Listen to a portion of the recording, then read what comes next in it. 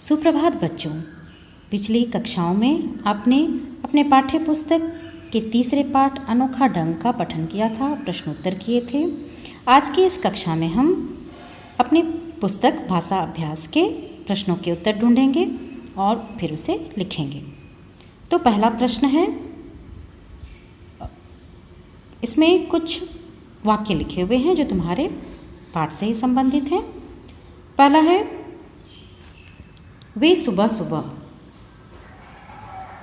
एक गांव से निकलते और 7 बजते बजते दूसरे गांव में पहुंच जाते। तो यहाँ पर हम देखेंगे कुछ जो शब्द हैं वे मोटे काले अक्षरों में लिखे हुए हैं। दूसरा है, वहाँ पहुंचकर पहले तो लिखने लिखाने का काम पूरा करते। तीसरा है, पैरों के निशान देखती खोजती वह किसी न किसी तरह अगले गांव में पहुंच ही गई। तो तीसरा क्या है, देखती खोजती। अब तुम्हें क्या करना है, ऊपर दी गई पंक्तियों में आए मोटे काले शब्दों को लिखना है। तो इन सारे शब्दों को क्या करेंगे, हम इसमें क ख ग और घ में लिख देंगे। तो पहले प्रश्न में तुम्हें ये काम करना था। यहाँ पे तुम सारे शब्दों को क्या करोगे, लिखोगे। इन जोड़े वाले शब्दों को युग्म शब्द कहते हैं। युग्म का मतलब ही होता है जोड़ा, जो एक साथ आ रहे हैं, 2 शब्द, है ना। जैसे देखती खोजती, लिखने लिखाने, तो ऐसे शब्द क्या कहलाते हैं, जोड़े वाले शब्द युग्म शब्द। अब युग्म शब्द का मतलब तुम समझ गए, तुम्हें कठिनाई का अनुभव नहीं होगा। तुमसे कोई पूछे युग्म शब्द किसे कहते हैं, तो तुम क्या कहोगे, जोड़े वाले शब्दों को युग्म शब्द कहते हैं। जैसे कि देखती खोजती, लिखने लिखाने, ऐसे और भी कई शब्द होते हैं। दूसरा, नीचे दिए गए शब्दों में से संज्ञा शब्द छांटकर लिखिए। संज्ञा तुम पढ़ चुके हो। तो संज्ञा शब्द किसे कहते हैं, व्यक्ति, वस्तु, स्थान, भाव इत्यादि के नाम को संज्ञा कहते हैं।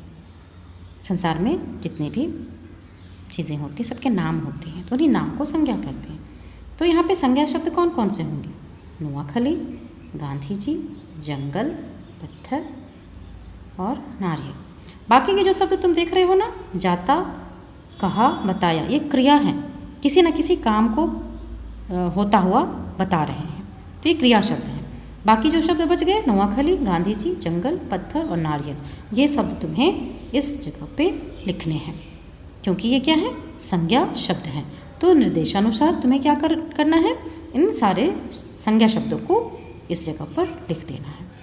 तो पहला और दूसरा ये प्रश्न हो गए और मुझे नहीं लगता तुम्हें किसी कठिनाई का अनुभव होना चाहिए। अब हम चलते हैं अगले प्रश्न की ओर। तीसरा प्रश्न मौखिक है, इसे लिखने की ज़रूरत नहीं है। तुम्हें क्या करना है, शब्दों को बोल बोल कर पढ़ना है। घर में से पढ़ोगे और तुम्हें पता करना है कि क्या कोई अंतर यहाँ आ रहा है दोनों शब्दों में। जैसे हमने कहा और कहाँ। कहा मतलब होता है किसी चीज़ को बोलना, और कहाँ मतलब जो हम पूछते हैं जगह का नाम, वो कहाँ है, वो कहाँ चली गई, तो उसमें हम लोग कहाँ बोलते हैं। तो कहा और कहाँ, यहाँ पे देखोगे दोनों में क्या अंतर है, यहाँ पे चंद्र बिंदु है, यहाँ पे नहीं है। तो जब कहाँ हम लोग बोलते हैं तो आँख की ध्वनि सुनाई देती है, और यह ध्वनि मुंह और नाक दोनों से निकल रही है। जब कहा बोलते हैं तो ध्वनि सिर्फ मुंह से निकली, कहाँ जब मैंने कहा तो ध्वनि मुंह और नाक दोनों से निकली, हाँ बोलते समय। उसी तरह चाटा, चांटा, आधी, आंधी, बांस, बांस, काटा, काटा, पाव, पाँव। तो सारे शब्दों को तुम्हें क्या करना, बोल बोल कर पढ़ना है। पढ़ोगे, किसी भी भाषा को हम अच्छे से तभी समझ पाते हैं जब हम उसे बोलते हैं। कहानी को जब तुमने पढ़ लिया, मैं कई बार ऐसे गृह कार्य देती थी कि कहानी को तुमने पढ़ा, अब इसे अपने शब्दों में लिखो। तो कहानी को जब तुम पढ़ लोगे तो तुम्हारे अपने आप तुम्हारे वाक्य तुम्हारे मन में बनते चले जाएंगे, और तुम्हें पुस्तक से हटकर कुछ अपने शब्द में लिखने की योग्यता आ जाएगी। तो बोलना पढ़ना भाषा को सीखने के लिए बहुत ज़रूरी होता है। अब हम चलते हैं अगले प्रश्न की ओर। अगला प्रश्न है, तुम्हें ये चीज़ बताई गई जो मैंने तुमसे अभी चर्चा की। जिन वर्णों पर चंद्र बिंदु लगता है, वर्ण मतलब अक्षर, उन्हें बोलते समय हवा मुंह और नाक दोनों से एक साथ बाहर निकलती है। जब हम बोलते हैं तो हवा क्या होती है, मुंह से बाहर निकलती है। तो जब चंद्र बिंदु का उच्चारण करोगे तो तुम गौर करोगे कि जो मुंह से हवा निकल रही थी वो मुंह और नाक दोनों से एक साथ बाहर निकलेगी आ के उच्चारण में, जैसे कि बांस। और भी कई शब्द हैं, नीचे भी हम देखेंगे। चौथा प्रश्न, तुम्हें चित्र देखने हैं और चंद्रबिंदु वाले शब्दों को लिखना है। यहाँ पे लिखोगे सांप, ये है पाँव, हाँ, इसे टांग भी लिख सकते हो, पाँव भी लिख सकते हो। अगला है, ये है गांव, ये है बांस। सब में चंद्रबिंदु आ रहे हैं। फिर आगे देखेंगे, चांद, कांटा, यहाँ गुलाब नहीं लिखना है, कांटा लिखना है ना। यहाँ देखो सर्कल किया हुआ है, कांटा। तो ये पृष्ठ संख्या 11 के सारे प्रश्न, कहीं किसी का कठिनाई का अनुभव नहीं होगा और इसके सारे आंसर तुम्हें पीडीएफ के रूप में मिल जाएंगे। तो उन्हें तुम देखकर, बुक तुम्हें मिल गए हैं, बुक में लिखोगे। पांचवा प्रश्न, ये मैं तुम्हें होमवर्क दे रही हूँ, ये तुम्हारा गृह कार्य होगा। इसमें तुम क्या करोगे, सारे जो शब्द सीढ़ियाँ हैं ना, सीढ़ी की तरह बनाए हुए देख रहे हो, तो इनमें तुम्हें लिखना है। जैसे यहाँ पे क्या लिखोगे, अनार, आराम से कर सकते हो, कोई परेशानी नहीं होगी। यहाँ मैं लिख दे रही हूँ गृह कार्य। यहाँ लिखोगे अनार, यहाँ पे क्या लिखोगे, मटर, यहाँ लिखोगे मकान, बटन, बकरी, सुपारी। सारे चित्र देखकर लिखने हैं। ये है कलम, यहाँ लिख दोगे ल। फिर ये कलश है, यहाँ पे ल लिखोगे। बारिश, देख रहे हो बारिश, यहाँ पे र में ह्रस्व ई की मात्रा लगाओगे। ये है बादल, यहाँ पे द लिखोगे। और ये पैदल। तो इस तरह से शब्द सीढ़ियों को पूरा करोगे। काफ़ी रुचिकर है और आसानी से भी कर सकते हो। ये तुम्हारा गृह कार्य है। अब चलेंगे हम छठे प्रश्न की ओर। छठा प्रश्न है वाक्यांश। वाक्यांश क्या होते हैं, वाक्य के अंश। इन शब्दों को समझने का प्रयास करोगे तब हम प्रश्न उत्तर करेंगे, है ना। वाक्यांश का मतलब वाक्य के अंश, वाक्य का आधा हिस्सा, आधा अधूरा हिस्सा। तो ये आधा अधूरा हिस्सा यहाँ लिखा हुआ है और यहाँ से तुम्हें चुनकर इनके लिए सही शब्द लिखने हैं। तो जो पढ़ाने का काम करे वो कौन होता है, शिक्षक। तो यहाँ पे तुम क्या लिख दोगे, शिक्षक। जो मरीजों का इलाज करे वो कौन होता है, डॉक्टर, है ना। तो इसको तुम यहाँ लिखोगे। जो सोने चांदी के गहने बनाए, सुनार। जो कपड़ा बुने, जुलाहा, घ नंबर।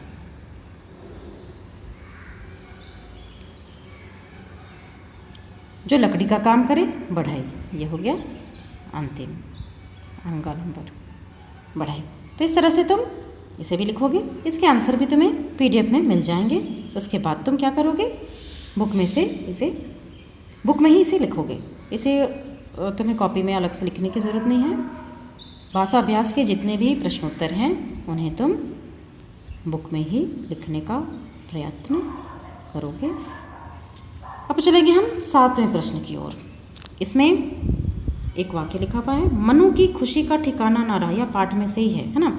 जब मनु को गांधी जी के जो काम थे, मनु ने जब उनको कर लिया था, तब मनु को क्या हुआ था, बहुत खुशी हुई थी। इस वाक्य का रेखांकित हिस्सा मुहावरा है। अब हम देखेंगे कौन सा हिस्सा रेखांकित है, खुशी का ठिकाना ना रहना, ये रेखांकित हिस्सा है। देख पा रहे हो तुम आसानी से। रेखांकित हिस्सा एक मुहावरा है, खुशी का ठिकाना ना रहा, जो बहुत खुश होने के भाव को बता रहा है। इसका अर्थ होता है बहुत खुश होना। बहुत खुश होने या प्रसन्न होने के भाव बताने वाले नीचे दिए गए मुहावरों को पढ़िए। अब ये जो मुहावरे तुम देख रहे हो ना, ये भी बहुत खुश होना, इनका भी अर्थ होता है। बहुत खुश होने के भाव को भी ये भी दिखलाते हैं। और कौन कौन से हैं हम देखते हैं। तो पहला है ज़मीन पर पैर न पड़ना, दूसरा है घी के दिए जलाना, तीसरा है बाछे खिलना और चौथा है गदगद होना। और सबका अर्थ क्या है, बहुत खुश होना। ये चारों मुहावरे तुम देख रहे हो ना, इन सब के अर्थ एक ही हैं, बहुत खुश होना। अब तुम्हें क्या करना है कि इन वाक्यों से इस जगह पर वाक्य, इन मुहावरों से इस स्थान पर वाक्य बनाने हैं। तो हम वाक्य किस तरह से बनाएंगे। पहला मुहावरा है ज़मीन पर पैर ना पड़ना। जब तुम बहुत खुश होगे, मान लो तुम्हें कोई गिफ्ट मिलता है जो तुम्हें बहुत दिन से तुम उसका इंतज़ार कर रहे थे, तुम्हारे मम्मी पापा ला कर देते हैं, तो तुम्हारे क्या होगे, ज़मीन पर पैर ना पड़ेंगे, है ना। तो तुम यहाँ पे क्या लिख सकते हो, गीता को जब नई साइकिल मिली तब उसके पैर ज़मीन पर नहीं पड़ रहे थे, या नई साइकिल पाकर गीता के पैर ज़मीन पर नहीं पड़ रहे थे। तो इस तरह से हमने इस मुहावरे से वाक्य बनाया। दूसरा है घी के दिए जलाना। इसका भी अर्थ होता है बहुत खुश होना।